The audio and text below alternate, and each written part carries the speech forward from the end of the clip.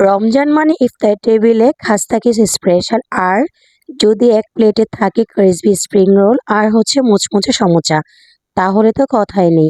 আসসালামু আলাইকুম এভরিওয়ান, রান্নার ক্যানভাসে নতুন আরও একটি রেসিপিতে সবাইকে ওয়েলকাম করছি। আজ শেয়ার করছি একদম সহজ কম খরচে ঘরোয়া রেসিপি, যা একবার বানালে পুরো রমজান জুড়ে সবাই চাইবে।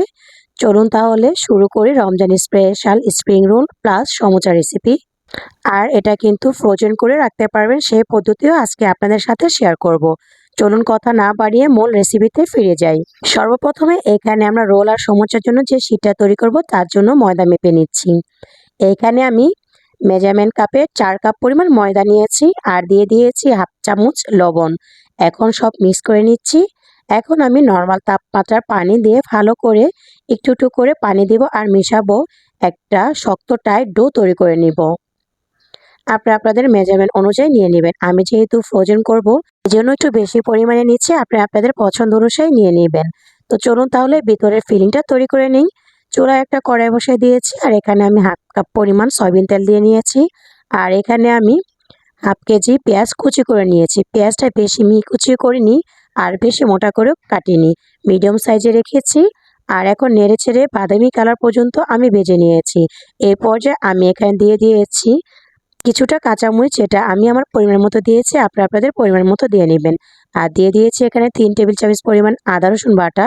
দিয়ে আমি 5 সেকেন্ডের মতো ভালোভাবে তেলের সাথে ভেজে নিয়েছি, যাতে করে কাঁচা কোনো স্মেল না আসে। এখন দিয়ে দিচ্ছি গরম মশলা, তারপর দিয়ে দিচ্ছি হাফ চা চামচ হলুদের গুঁড়া, হাফ চা চামচ মরিচের গুঁড়া, স্বাদ মতো লবণ, আর দিয়ে দিচ্ছি হাফ চা চামচ ধনিয়া গুঁড়া। দিয়ে আমি সবগুলো উপকরণ আবারও পেঁয়াজের সাথে ভালো করে মিশিয়ে নিচ্ছি। এইভাবে 2 থেকে 3 মিনিট ভাজার পর এখন এখানে আমি সামান্য পরিমাণ পানি দিয়ে দিব, যাতে করে মশলাটা না পড়ে যায়। আর এর আগে দিয়ে দিচ্ছি একটা টমেটো কুচি। আর এখানে টমেটো কুচিটা চাইলে কেউ বাদ দিতে পারেন, তবে দিলে কিন্তু খেতে ভালো লাগবে। তো এখন পানিটা দিয়ে আমি কিছুক্ষণ কষিয়ে নেব, যাতে করে পেঁয়াজ টমেটো ভালো করে ভাজা হয়ে যায়, সিদ্ধ হয়ে যায়। এইভাবে করে আমি 5 মিনিটের মতো কষিয়ে নিয়েছি। এই পর্যায়ে আগে থেকে জোড়া করে রাখা মাংসগুলো দিয়ে দিচ্ছি। আর মাংসটা আমি কিভাবে জোড়া করেছি সেটা একটু বলে দেই। আমি প্রথমে মাংসগুলোকে লবণ আর গোলমরিচের গুঁড়া দিয়ে সিদ্ধ করে নিয়েছি। এরপর আমি মাংসটাকে হাতের সাহায্যে ঝুড়া করে নিয়েছি। এখানে যে আস্ত গরম মশলাগুলো আমি ব্যবহার করেছি সেগুলো কিন্তু একটু একটু করে উঠিয়ে নিচ্ছি। আর এরকমভাবে ভাজতে ভাজতে যখন কিনা পেঁয়াজের গা থেকে পানিটা একদম শুকিয়ে ভাজা ভাজা হয়ে গিয়েছে, ওই পর্যায়ে আমি এখন এখানে দিয়ে দিয়েছি হাফ চা চামচ গরম মশলার গুঁড়ি। আর এখানে দিয়ে দিয়েছি আমি 1 চা চামচ ভাজা জিরা গুঁড়া। এভাবে করে দিয়ে আমি এই পুরটাকে নামিয়ে নিব। আর আপনাদেরকে দেখিয়ে দিচ্ছি, দেখেন এক্সট্রা কোনো এখানে পানি নেই, ভাজা ভাজা হয়ে গিয়েছে। এইভাবে ভাজা ভাজা করে যদি আপনি চিকেনের পুরটা রান্না করেন, তাহলে কিন্তু সমোচা বা স্প্রিং রোলগুলো খেতে বেশি টেস্টি হবে। তবে কেউ চাইলে চিকেনের সাথে সবজি ইউজ করতে পারেন, তবে আমি শুধু চিকেন দিয়ে তৈরি করবো এজন্য। আচ্ছা, এখন আমরা যেই ডোটাকে রেস্টে রেখেছিলাম, তো ডোটাকে এখন খুলে নিয়েছি, একদম সফট হয়ে গিয়েছে। এখান থেকে ছোট ছোট লেচি কেটে নিয়েছি। আর এখন একটা লেচি আমি সামান্য একটু ময়দা দিয়ে একটু ছোট সাইজের রুটি বেলে নিয়েছি। এইভাবে করে আমি 4টা রুটি বেলেছি। আর এখন এখানে একটা ব্যাটার তৈরি করে নিয়েছি, তেল আর কর্নফ্লাওয়ার একসাথে মিক্স করে নিয়েছি। তবে আপনারা যদি এইভাবে দিতে ঝামেলা মনে করেন, সেক্ষেত্রে প্রথমে তেলটা রুটির গায়ে দিবেন, তারপর কর্নফ্লাওয়ার গুঁড়াটা দিয়ে তারপর আরেকটা রুটি দিয়ে এভাবে পরপর আরেকটা রুটি দিয়ে বেলতে পারেন। তবে একসাথে 4টা রুটি যদি আপনারা বেলতে না পারেন, সেক্ষেত্রে 2টা করে বেলতে পারেন বা সিঙ্গেল করে বেলতে পারেন। তবে আমি একটু কাজটা একটু তাড়াতাড়ি করার জন্য একই সাথে 4টা রুটি আমি দিয়ে বেলে নিয়েছি। এইভাবে করে আবারও কিন্তু কর্নফ্লাওয়ারের ব্যাটারটা আমি এখানে দিয়ে আরেকটা রুটি দিয়ে দিচ্ছি। তো এখানে সামান্য একটু উপরে ময়দা ছিটিয়ে তারপর এখানে রুটিটা তৈরি করে নেব। আর চারদিক কিন্তু সমান করে বেলতে হবে, একদিক মোটা বা অপর সাইড পাতলা এরকম করে বেলা যাবে না। তো চুলা আমি একটা ফ্রাই প্যান বসিয়ে দিয়েছি, একটু বড় সাইজের নিয়েছি, যেহেতু আমি রুটিগুলো একটু বড় করে তৈরি করেছি। হালকা যখন সেকা হয়ে যাবে, আমি কিন্তু অপর পাটটা আবারও উল্টিয়ে দিচ্ছি। এভাবে করে কিন্তু পুরাটা রুটি আমি সেকে নিয়েছি ঘুরিয়ে ঘুরিয়ে। তারপর এখানতে একটা রুটি যখন একটু হয়ে গিয়েছে, এরকমভাবে আরেকটা রুটি আমি ধরে খুলে নিচ্ছি। চাইলে কিন্তু এটা আপনি গরম অবস্থায় নামিয়ে তারপর ঠান্ডা করে তারপরে এই কাজটা করতে পারেন, কোনো সমস্যা নেই। তবে আমি এখানে গরম গরম করে নিচ্ছি, দেখতে পেয়েছেন যে কতটা পাতলা হয়েছে। তো এইভাবে করে আমি সম্পূর্ণ শীটগুলো বানিয়ে নিয়েছি। আর এখন আমি শীটগুলোকে চারদিকটা সমান করে কেটে নিচ্ছি। এখানে আমি একটা স্কেলের সাহায্যে সমান করে কেটে নিচ্ছি। আশা করছি দেখে নিশ্চয় বুঝতে পেরেছেন যে আমি শীটগুলো কিভাবে কেটেছি। তো এই তো দেখেন শীটগুলো কিন্তু আমার কাটা হয়ে গিয়েছে।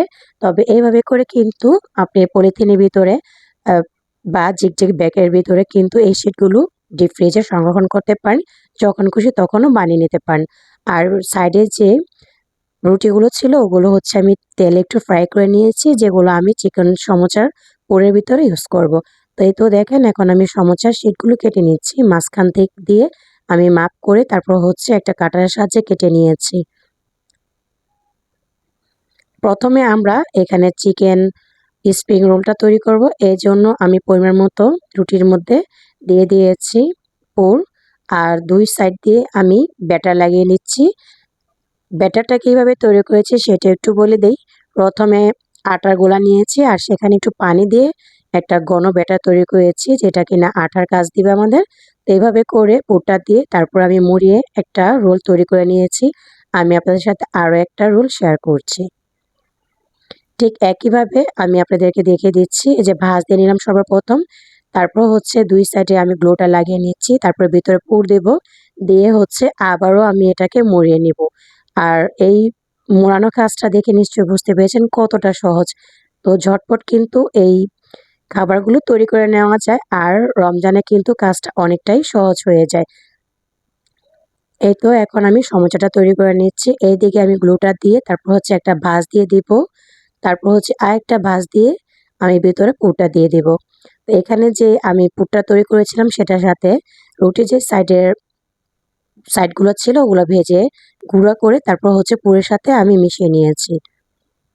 মুখে বলার চেয়ে কিন্তু আপনারা ভিডিওতে দেখলে বুঝতে পারবেন যে আমি কিভাবে ভাঁজ দিয়ে সমোচাটা বানিয়ে নিয়েছি। আর এইভাবে করে যদি কিছু খাবার ফ্রোজেন করে রাখা যায় তাহলে কিন্তু রমজানের ঝামেলাটা অনেক বেশি কম হয়ে যায়। আর যখন খুশি তখন কিন্তু নামিয়ে জাস্ট ভেজে খাওয়ার পালা, আর কোনো ঝামেলাই হয় না। তো এই তো দেখেন আমি আরেকটা সমোচা তৈরি করে আপনাদেরকে শেয়ার করছি। আমি আবারও ভাঁজ দিয়ে ভিতরে পুরটা দিয়ে দিচ্ছি। যেহেতু আমরা নিজেরা বাসায় তৈরি করেছি এজন্য নিজেদের পছন্দ অনুযায়ী পুরটা আমি একটু বেশি দিচ্ছি যাতে খেতে ভালো লাগে। তো এই তো দেখেন আমি সেই আটাটা লাগিয়ে আবারও এখানে মুখটা সিল করে দিচ্ছি। অবশ্যই মুখটা ভালোভাবে সিল করবেন, তা না হলে কিন্তু ভিতর থেকে পুর বের হয়ে যাবে। তো এই তো এখানে আমার স্প্রিং রোলগুলো বানানো হয়ে গিয়েছে আর সমোচাগুলো। এখন আমি এগুলো সংরক্ষণ করব, তো ফ্রিজে রেখে দিচ্ছি। এভাবে করে কিন্তু পুরা রমজান মাস আপনারা এই খাবারগুলো ডিপ ফ্রিজে সংরক্ষণ করে নিতে পারেন। তো আজকে আমার ভিডিও আপনাদের কাছে কেমন লেগেছে চাইলে ছোট্ট একটি কমেন্ট করে জানাতে ভুলবেন না। আর আমার ভিডিওগুলো যদি ভালো লেগে যায় তাহলে ভিডিওটি লাইক দিয়ে চ্যানেলটি সাবস্ক্রাইব করার অনুরোধ জানাচ্ছি। আজকের মতো এখানে বিদায় নিয়ে নিচ্ছি। ভালো থাকবেন সবাই, সুস্থ থাকবেন। আল্লাহ হাফেজ। আসসালামু আলাইকুম।